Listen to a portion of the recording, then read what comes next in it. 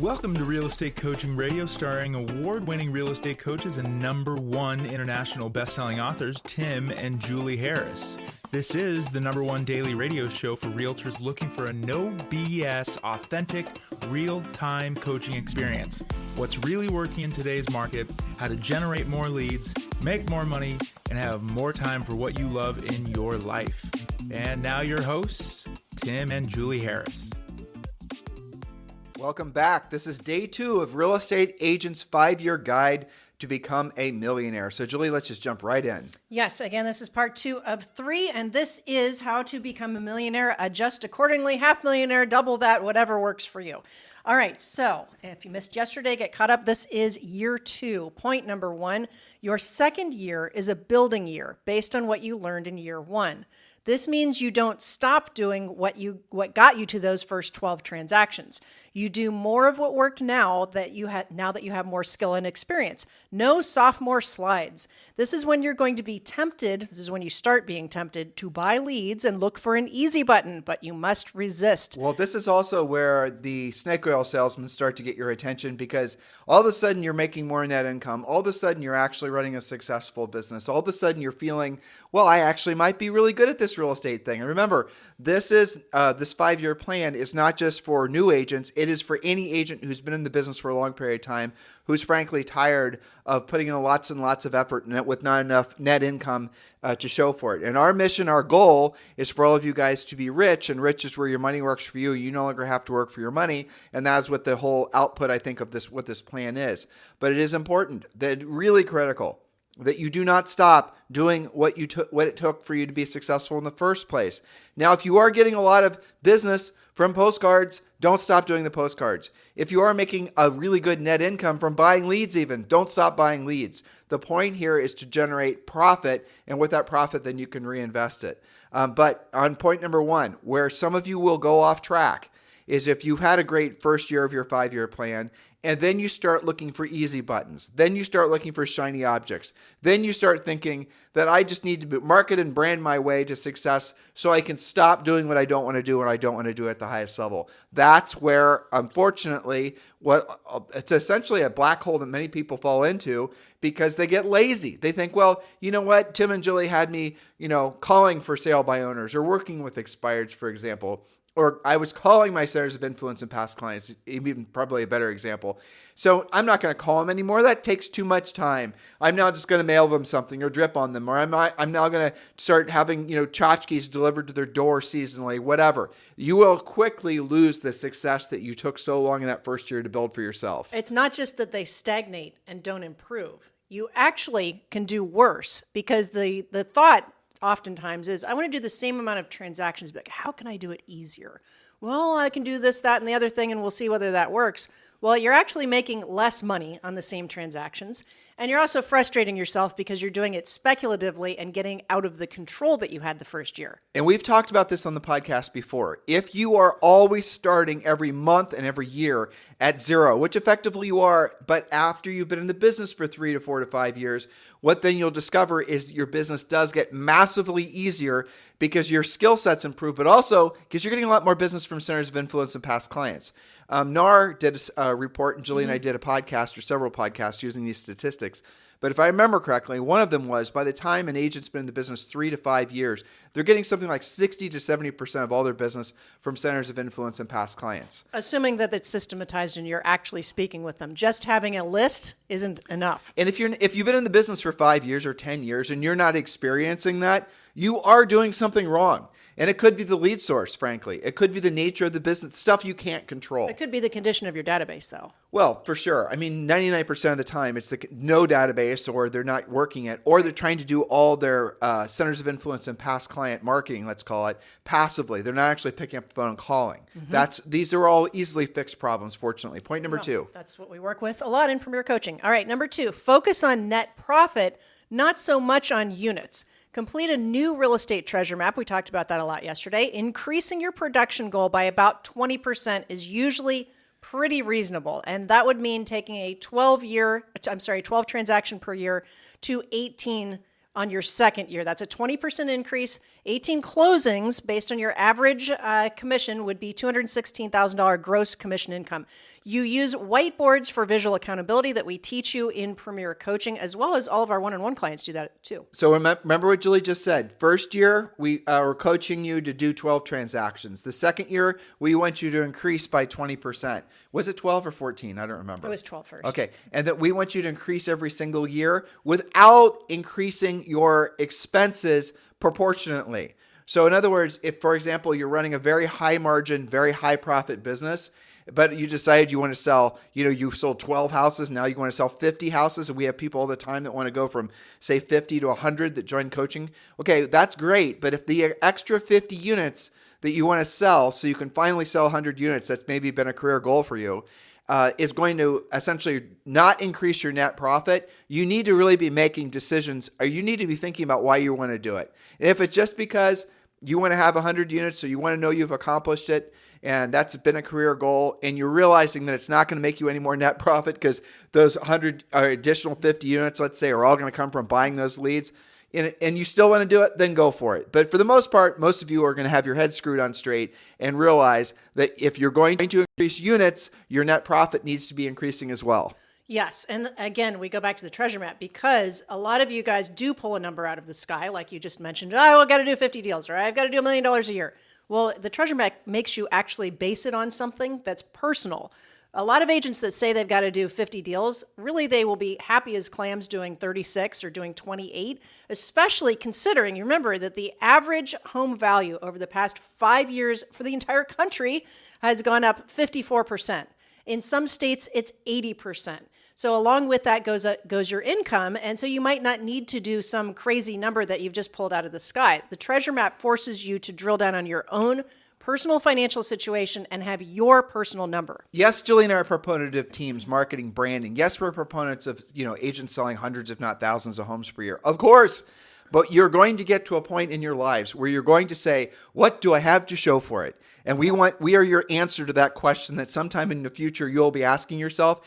You build that now. That way in the future, when you're saying, "What do I have to show for it?" you're going to be like, "Oh my gosh, look what I have to show for it." Passive income from multiple sources. I have lots of net worth. I'm a multimillionaire, maybe a decamillionaire, all of these things. It all comes from taking the business seriously and treating it like a business. Well put. Point number 3. Now you can get serious about your magic number of listings. That's the number of active listings that you have to have at all times in order to meet or exceed your goals. You explained that great on yesterday's pod. In year 2, you now have enough skills to actually start building your listing inventory. 3 to 4 listings at all times are appropriate for most agents. Again, the treasure map helps you drill down on that. Upgrade the quality of your presentations now if necessary. Have 5 pre-listing packages assembled at all times, ready to send as you set appointments, ready to drop off at that door as a pre-listing package. That's why it is called that. And remember, the notes from today's show are down below, along with links that you can join Premier Coaching. When you join Premier Coaching, the first month is free. Yes, that does include a daily semi-private coaching call with the Harris Certified Coach. Most important thing, in my opinion, from the first level that we give you for free is the real estate treasure map. So make sure you download that and you complete the treasure map, because that will be your North Star in your business for at least the next 5 years. That's right. And I know a lot of our Premier Coaching clients listen to the podcast. So if you haven't done a new treasure map for a while, listeners, Premier Coaching members, you know where to find it right there on your members' site. It always is surprising to me when I talk with someone who's listened to us for a long time coaching client, the whole thing. And I ask them about the treasure map, because that's going to be where we're going to refer back to. Yep. I have this issue, this challenge, whatever. Well, what does your treasure map say? How many listings do you need at all times? How many listings do you actually have? Well, there's your problem. Yes, exactly. You have to actually use the plan that you put together. You do. All right. Point number 4, and I love this point. Because you now carry listings, you can start referring your buyer business to buyer partners. Now, notice we're calling them buyer partners, not buyer agents on your team necessarily. For some of you, that's okay. But buyer partners who pay you referral fees for qualified buyers that they will take off your plate. You will keep 1 to 2 active buyers at all times who are normally your listing clients who are buying with you, or repeat clients, maybe relocating executives in good price ranges. You decide, because now you have the skill to make those decisions. If you have 5 listings at all times, you will generate so many buyer leads that you obviously aren't going to be able to work with all of them. And when you get to the point where you have consistent cash flow coming from having a listings focused business, what you're going to then do is you're still going to work buyers. Our agents that we have as personal coaching clients that earn millions and millions of dollars per year, we insist that they're always working with 2 to 3 buyers, obviously great buyers and ideal sale prices, Sure. right? But the reason is because it's easy to get too walled in and living in too much of a bubble when you're primarily a listing agent. You lose sight of what's the dynamics that are shaping the market. In other words, buyers' expectations. So if you're a longtime coaching client, remember I told you that. Don't just stop working buyers. But with all the excessive amount of buyer leads that you're going to generate, and they're just going to come primarily off your signs. You don't even have to spend money to generate buyer leads if you have a sign. And this is the very basics of real estate, but trust me, it works. So what's going to then happen is you can then, what would I say? Not necessarily even pre-qualify them. You can send those raw buyer leads off to your buyer agent partners. And if you're at eXp Realty and you're trying to build a revenue share group and you're already in tune with us as far as being a listing agent, those buyer leads could go to your team or your buyer agent partners. You can charge them a 25 or 35% referral fee, whatever your market bears. And those agents then that's a nice little hook for you to recruit those agents to be part of your eXp revenue share group. You guys get it? That's what a lot of the biggest folks at eXp, that's what they do. They have lots of listings, generate lots of buyers. If you want to be a buyer partner with me, you obviously have to join with me at eXp Realty, and that's how they built their teams. Keep that in mind. It's a brilliant way to do it. Point number 5, resist the urge to buy or build your team as your way into more production. That's a big mistake that happens once agents figure out how to make money. Well, specifically though, the problem is that you guys don't build you don't build it around profit. You just say, well, with more transactions, we'll become more revenue. And that is true. Those two things are correct, but it does not mean there'll be more profit. Because when the original team model was created back in the 90s, that's in essence when it was created. There was no buying leads, and the buyer agents were trained to actually proactively lead generate. Imagine that, listeners. Imagine if you will. Right? Nowadays, they're just pissed off hungry birds that are always just barking for more leads, right? Yes, but back in the Wayback Machine, they actually had to earn their worms. That's right. And you were making a really great profit off your buyer's agents. And you also weren't paying all those referral fees, and you weren't having to pay these buyer's agents these huge amounts of, commission split, the whole thing. But what's happened over time is the buyer's agents are getting, in many cases, the vastly better end of the deal with some of these teams, and the teams are actually losing money on the buyer agent sides. And if you're stuck in a situation where you're buying all your leads from like Zillow Flex or something like that, you're experiencing, in many cases, negative growth on your buyer agent side of your business. You're losing money, and the other side of your business, which is the listing side of your business, is actually subsidizing. You're actually, in essence, paying those buyer agents to be part of your team. Why do you do it? Because you want the transactions. Okay, that's great, but you're losing money. You're not building wealth. And at a time like this, I'm guessing that you wish you would have had more money and more wealth, and maybe you need to hit hard reset, keep your team, build a more profitable team, but build it around the new realities this market insists that you pay attention to. Yes, don't lose sight of the actual goal. Okay, and that includes building staff. So more staff or team does not necessarily, to your point, equal more profitability. You should probably have a transaction coordinator at this point and buyer partners, but you do not need to be building some massive army of buyer agents. Our rule with adding team members, and I know this isn't always going to work, but it is a great rule to follow. It's a benchmark, is no riders, only rowers. So it's a boat. Everyone's got to have an oar. Everyone's got to be making the boat go down the river or up the river, as the case may be. And that means that every single person on your team has to be producing an actual amount of profit per month, or really revenue. Revenue would be important if it's an administrative person, Sure. to cover their overhead, to cover their actual expense. You can do that a million different ways. We teach you how to do that in Premier Coaching. But again, if you're going to add a marketing coordinator to your team, that marketing coordinator cannot be a straight expense. And you can't rationalize, well, I need them for the sake of my cost of my, for being a listing agent. Instead of going that route, if that's essentially those decisions that you're trying to make right now, Hire a third-party marketing company. Like eXp Realty, you can use their marketing templates they have, which are fantastic. Transaction coordination. There are so many people that will do a per-file transaction coordination for you. It's incredibly easy to get away from actually having those people work for you as actual 1099 employees. 100%. I don't know why anybody would do that. It's got to be per transaction. They make money when you make money. And it's going to get all these things that you guys are paying for on your teams.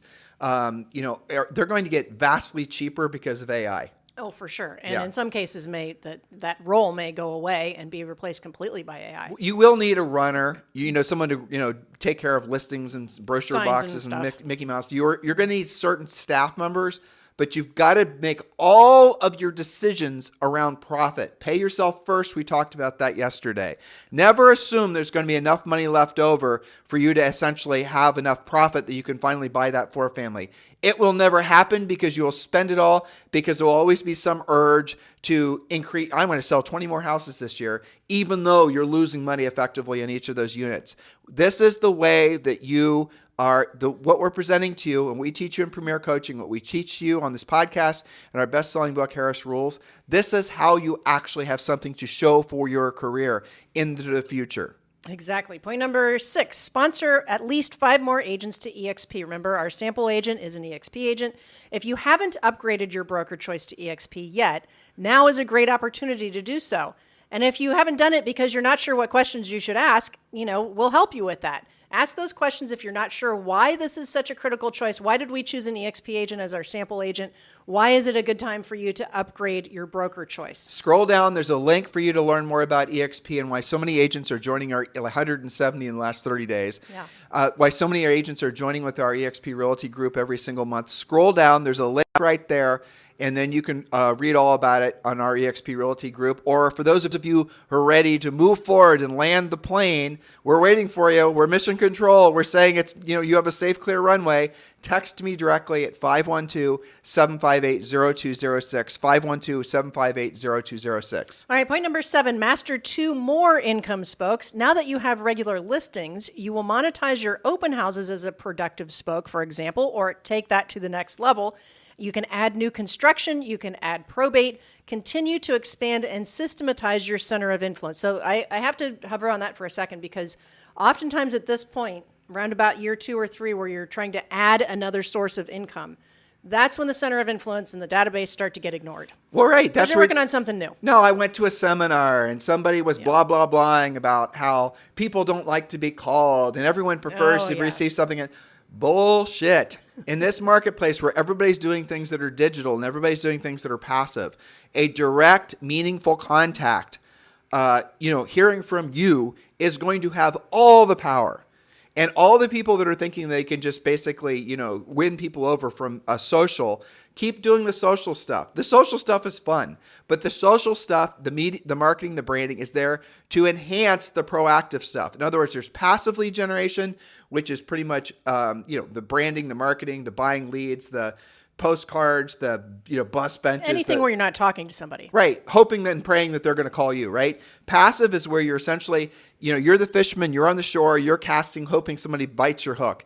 That is a great way to generate business, provided you're doing the proactive lead generation. And what you'll find, and what the absolute secret sauce of anybody who's been in this real estate business for a long period of time, what they'll tell you, if they're being honest, is the passive stuff isn't necessary at all to ever do if you're really good at the proactive stuff.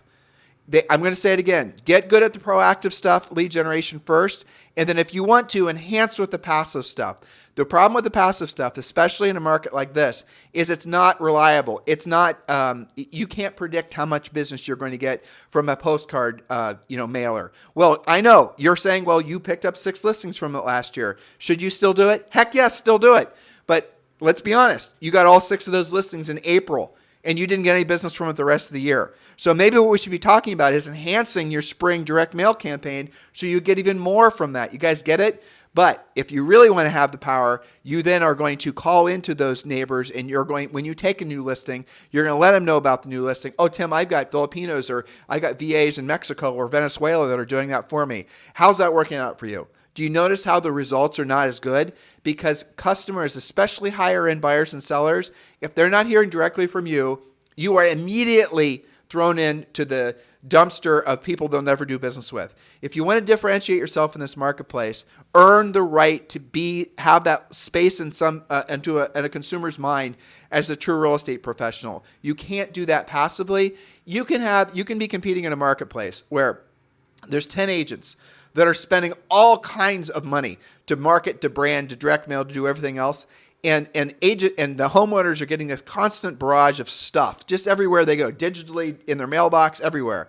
But you're the agent that called them to let them know about the house that just sold. They will do business with you over those other agents because you took the time to call. They're not going to think of you as, oh, that must be Bob. He must be a new agent. He has nothing better to do. Nope. You're calling everyone to let them know about what's going on in the real estate market so that they can then, frankly, be well-informed and don't have to worry about the property's values despite what the real estate headlines are saying. That type of thing. We teach you all that in Premier Coaching. You guys get it? Yes. You know, it's funny. As you were talking about that, I was remembering, we're not just saying that. That is exactly what we did when we broke into New Albany Country Club, because 100%. we did a combination, going back to what you were talking about. You started talking about, working your database, your center of influence by actually speaking to them.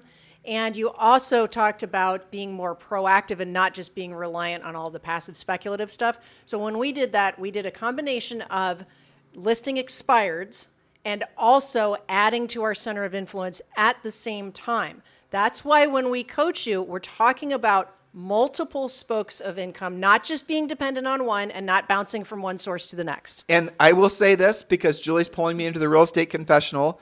Now, this was a while ago, but if there's one thing we could do differently, you guys already know what it is because we are doing our best to convince you not to make the mistake that we did. We didn't make it like 100%, but we could have made a lot more money selling a lot more houses, having a lot more net profit if we tripled down on centers of influence and past clients. 100% agree. Yeah. Yes.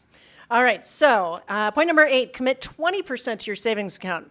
The first year we talked about at least 10%. Now you're going to up it to 20% to your savings account minimum, no matter what, from every transaction. Savings account is not the account you pay your taxes out of. Julie talked about that yesterday. Yes. So if in the second year you're earning how much money, Julie? $144,000. No, that's first away. year. First year. Oh, the second year we're doing at least, I think, $230,000. Yeah. So right in there, you're going to save around 50 grand. Now, some of you are going to say, Tim, hold on now. If I'm earning $230,000 or $216,000, I only really need $60,000 to pay my bills. Well, save more. Yes, because then you can invest faster. Exactly. Because that brings us to our next point. Now is a good time to consider purchasing at least one rental property. Now, some of you, when I say that, you're like, oh, I can't imagine that because the average sale price in the areas that I like is $800,000. I can't buy a rental for $800,000 and make it, cash flow. Well, look outside of your market. If where you live and sell is too pricey to find cash flowing rentals. And we have a lot of deals going on within our coaching community. Yep. I see agents, I refer some of my private one-on-ones to some of the other ones that have the California agents sometimes are looking for multifamily that's cheaper in the Midwest.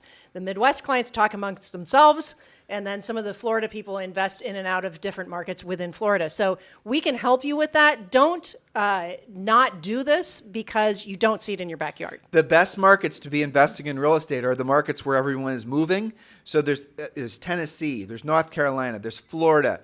And you can go in there and you can easily buy properties that are going to easily cash flow. We're not talking VRBOs, though in some cases that could be very, a good make move, sense for some good of move you. as well. But the turnover, the churn rate, the expense every time, that can eat your profit easily.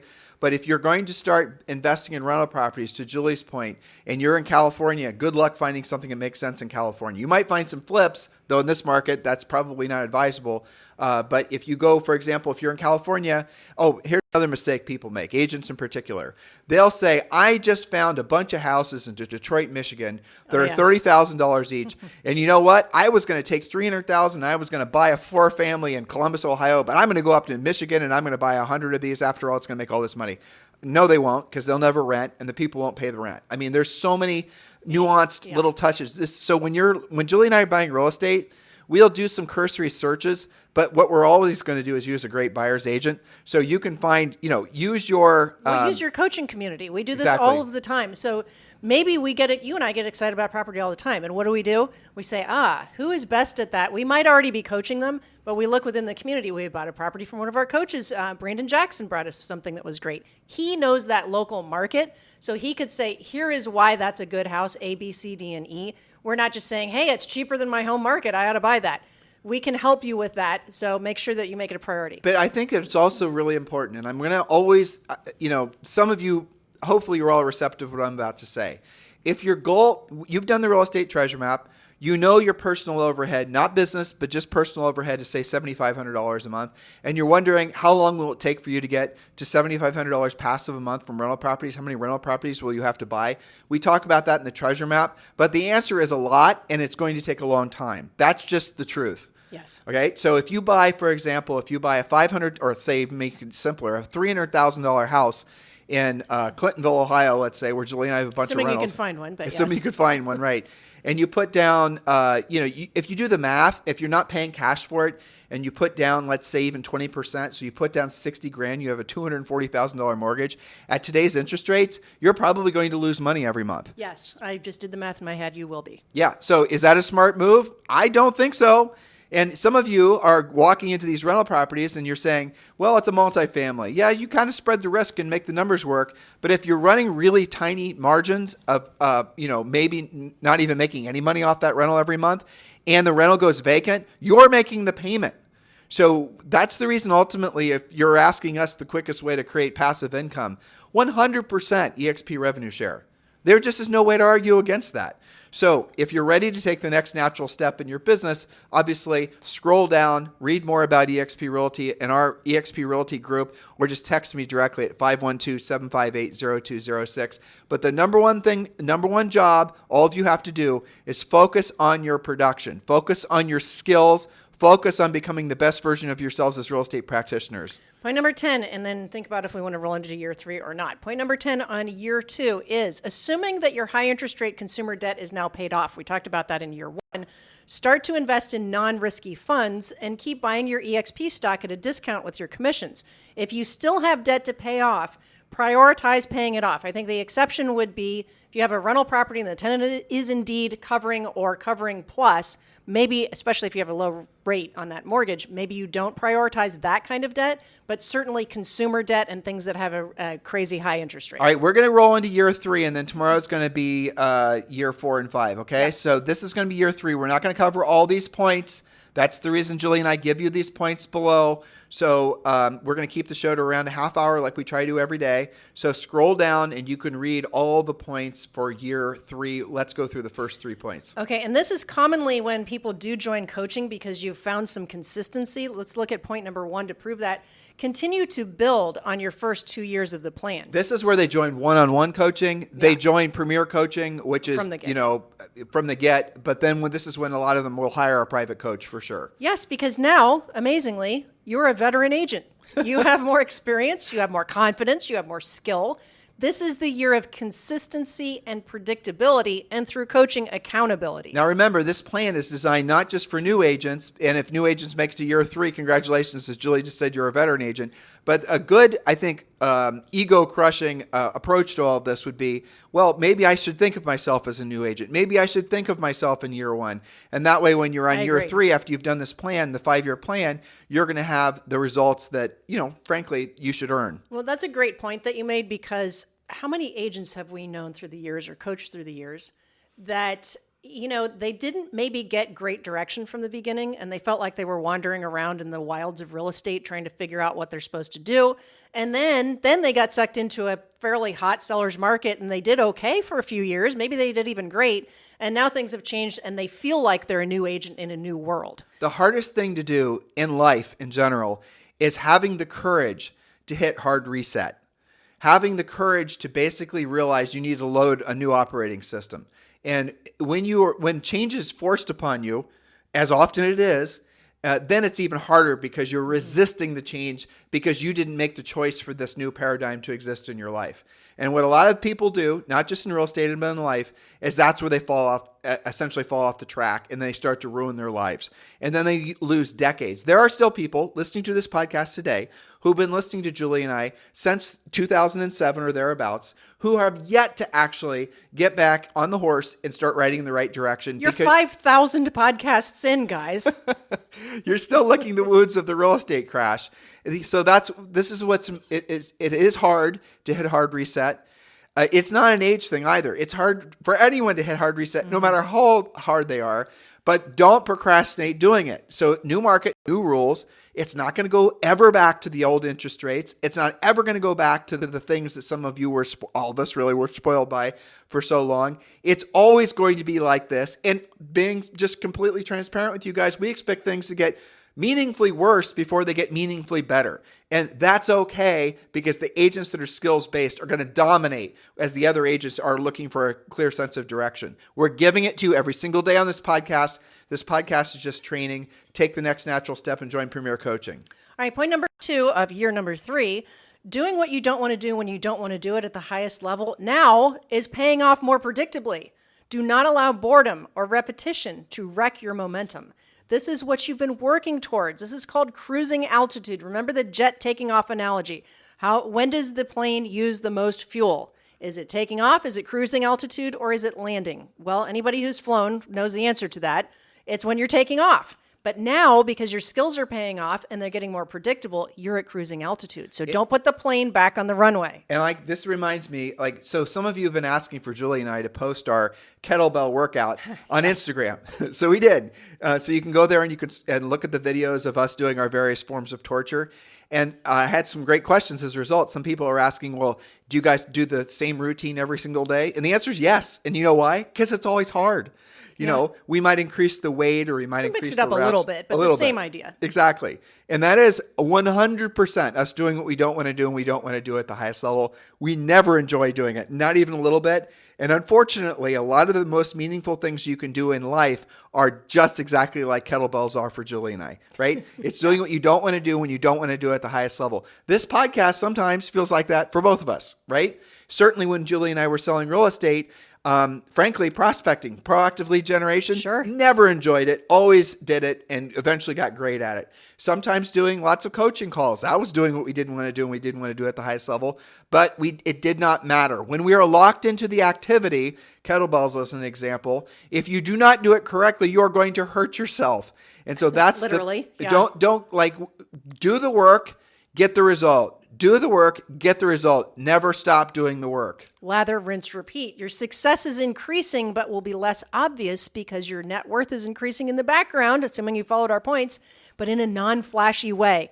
Some of you, because it becomes predictable and duplicatable, get in there and wreck stuff just so that you can have something to put back together. Well, you don't. So that's the interesting thing about increasing your net worth. At this point, maybe you've changed your house, maybe you've upgraded your car, your choice, you've got enough money coming in, you can do what you want. But the truth is that the most significant impact, or the most significant accomplishments you've made won't go celebrated by anyone other than yourself and your immediate family. Because people aren't going to celebrate and give you a plaque for buying a rental property. Or people aren't going to celebrate and give you a plaque for the other significant wealth building, net worth increasing activities that we're going to coach you to do. Don't expect the world to recognize you for doing those types of things, but over time, the cumulative effect of doing what you didn't want to do when you didn't want to do it at the highest level is profound. And not just financially, physically, mentally, emotionally, psychologically, all the things over time make you a completely different person. You become unrecognizable to, frankly, nearly everyone, and they all want to know what it is. And they're looking for a secret sauce. They're looking for shortcuts. They're looking for, what did you do, right? And the real answer, and it's not romantic, and it's not ever going to cause anyone to give a credit card over, is I did the work. You did the work. I did the work. I showed up every day. I did what I didn't want to do, and I didn't want to do it at the highest level. I did the work consistently for a damn long period of time. Yes, but shorter than if you stop and start all the time. Well, 5 years isn't a short period of time, but how many people listening to us right now are frustrated with themselves because they've been in the business for 10 years and they got nothing to show for it, and they're still in the quagmire of buying leads. They're now facing down the barrel of this changing market. They're so, it's because you guys have to give yourselves the opportunity to hit hard reset, load the new software, and then let the new software start to work. Because the new software is going to have to compete with the old software that is obsoleted by this new market and, frankly, by the new goals you've set for yourself. So the rest of our notes for the third year are down below. Scroll down below, and they're waiting for you. And when you're there, obviously, join Premier Coaching. Have a fantastic day. We'll talk with you on the show tomorrow. This podcast is a part of the C-Suite Radio Network. For more top business podcasts, visit c-suiteradio.com.